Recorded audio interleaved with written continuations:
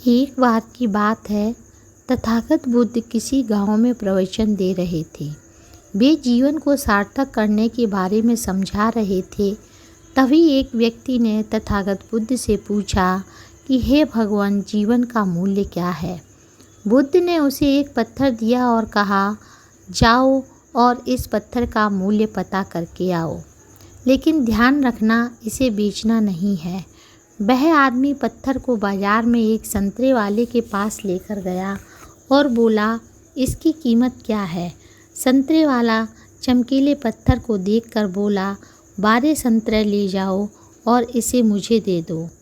आगे एक सब्जी वाले ने उस चमकीले पत्थर को देखा और कहा कि 1 बोरी आलू ले जाओ और इस पत्थर को मुझे दे दो।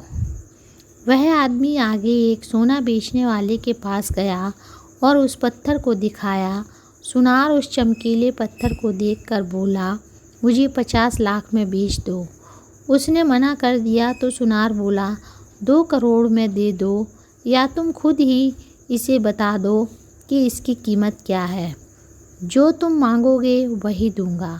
उस आदमी ने सुनार से कहा, मेरे गुरु ने इसे बेचने से मना किया है।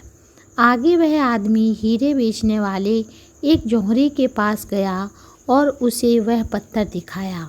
जौहरी ने जब उस बेशकीमती रूबी को देखा तो पहले उसने रूबी के पास एक लाल कपड़ा बिछाया, उस बेशकीमती रूबी की परिक्रमा लगाई, माथा टेका। फिर जौहरी बोला, कहाँ से लाए हो ये बेशकीमती रूबी? अगर सारी कायनात भी और सारी दुनिया को बेचकर भी इसकी कीमत नहीं लगाई जा सकती। ये तो बहुत बेशकीमती है।